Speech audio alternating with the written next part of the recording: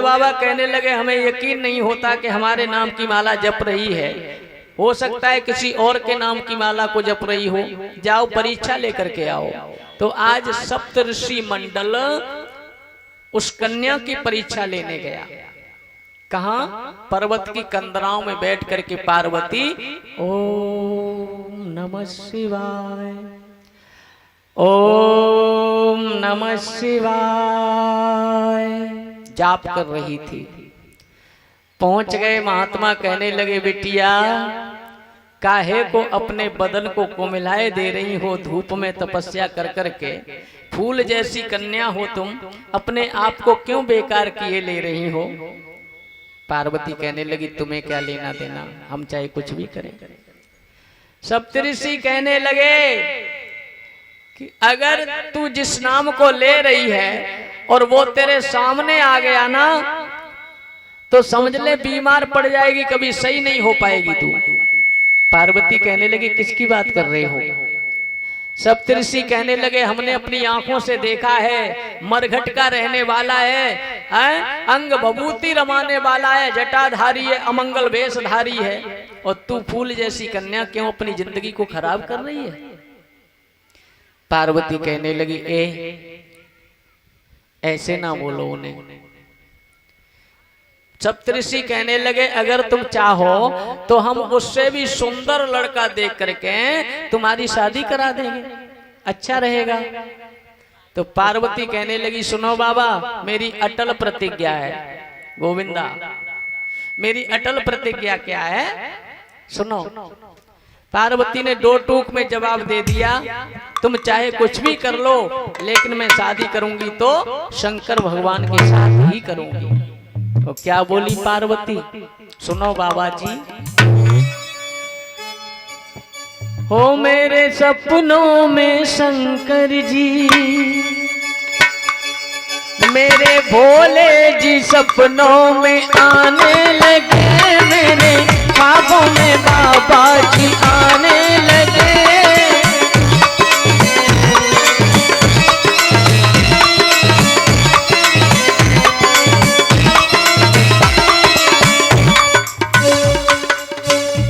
मैंने पूछा तुम्हारी जटाओं में क्या, मैंने पूछा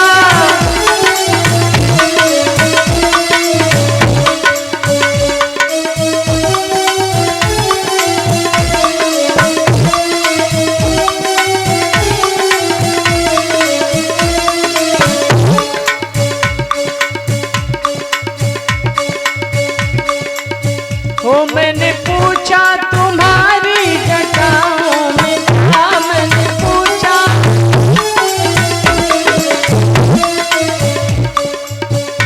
वो जटाओं में गंगा बताने लगे, तेरे सपनों में करके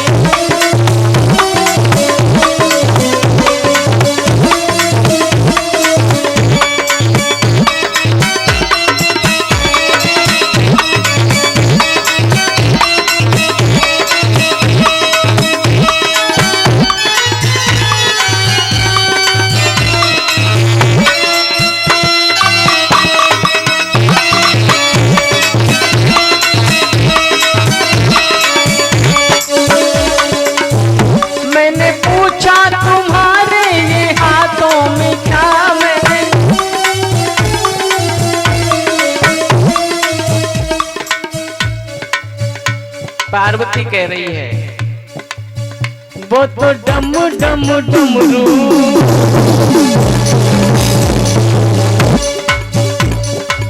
वो तो डम डम डमरू बजाने लगे मेरे सपनों में।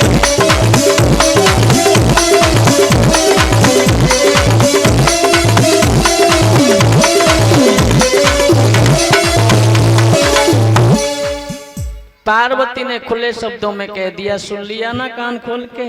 और एक बात कहे दे रही हूँ, मैं तो भोले को दूल्हा बनाऊंगी। कान खोल के सुन लो बाबा, मैं तो शंकर को वरना बनाऊंगी, नहीं तो कबारी मर जाऊंगी। भोले बाबा को दूल्हा बनाऊंगी, वरना तुम्हारी बनाऊंगी।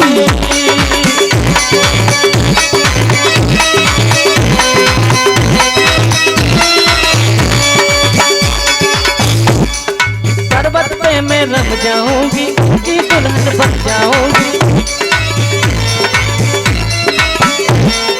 पर्वत पे मैं रम जाऊंगी, उनकी दुल्हन बन जाऊंगी।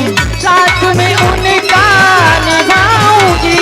भोले को शंकर को, भोले को वरना नहीं तो यही मैं मर जाऊंगी।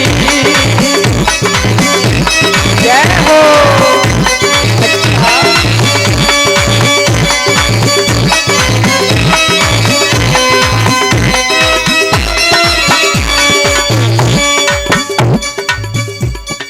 जा बाबा तुम्हारी बातों में हमें नहीं आना,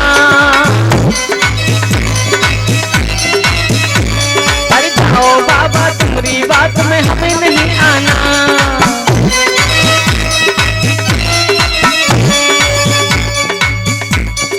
हमको ना समझाओ, यहाँ पे लगे नहीं ठिकाना।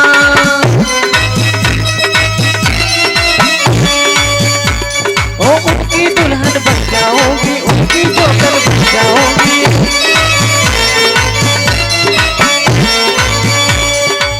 पर्वत पे मैं रम जाऊंगी। शंकर को, शंकर को मैं तो भोले को दूल्हा बनाऊंगी, तबारी नहीं जाऊंगी।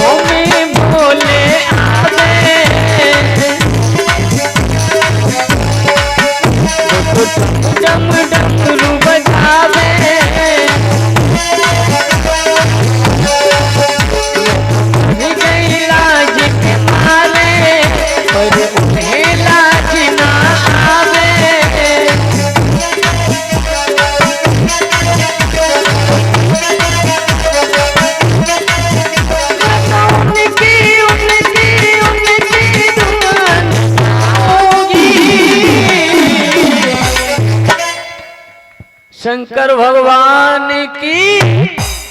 पार्वती ने खुले शब्दों में कह दिया, महात्माओं अगर तुम ज्यादा बोले तो मैं तुम्हें श्राप दे करके भस्म कर दूंगी। हाय हाय, महात्मन की रूह कांप गई। कहने लगे, हे माता, हम तो तुम्हारी परीक्षा लेते, तुम हमें क्षमा कर देना, तुम्हारे उन्हीं ने हमें भेजा था। इतना कह करके सप्तऋषि मंडल भी वहां समझा देते हैं भोले बाबा को, लेकिन फिर भी यकीन नहीं हो रहा भोले बाबा को कि पार्वती हमारे ही नाम की माला जप रही। विश्वास कब हुआ? जब भगवान श्री राम ने स्वयं आकर के कहा था भोले बाबा से कि अब तो देवताओं के दुख को मिटाने के लिए तुम्हें विवाह करना पड़ेगा। तब भोले बाबा विवाह के लिए तैयार हुए हैं। विवाह की भूमिका जब बनाई जाती है हमारे और आपकी भी घर में, तो कुछ लोगों की आवश्यकता होती है, खास खास लोगों की आवश्यकता होती है। जैसे एक तो होता है जिसके माध्यम से शादी कराई जाती है, जिसके माध्यम से शादी कराई जाती है, दो घरों को मिलाने वाला, उसे क्या बोलते हैं अम्मा? मझिया। हाँ, तो इस शादी में भी मझिया बने कौन? नारद जी। नारद जी को मझिया बनाया है और नारद जी से ही इधर की उधर खबर करने की घोषणा कर दिया करते थे। उधर से हेमंचल कहते थे। शंकर भगवान ने पूछा, नारद जी से कहा कि जाओ हेमंचल से पूछ करके आइए बारात में कितने लोग लेकर के आए जाएं। तो नारद जी ने जब हेमंचल से पूछा तो हेमंचल ने घमंड के मारे कह दिया, अरे नारद जी, हमारे पास किसी भी बात की कमी नहीं है, जितने भी कैलाशवासी हों सब चले आए। अरे हम राजा हैं, हमारे यहाँ भंडार भरे हुए हैं, बिल्कुल भी कमी नहीं है। शंकर भगवान को मालूम पड़ गया कि अब तो हमारे ससुर साहब को अभी से घमंड हो गया है, चलो इनका घमंड भी चूर चूर किया जाएगा। अब क्या हुआ? हेमंचल नगरिया से नारद जी के माध्यम से लगन पत्रिका आती है कैलाश पर्वत पे। आज भी अगर किसी की लगन आती है घर पे तो लड़का चाहे कितनों अवगुड़ी हो गए,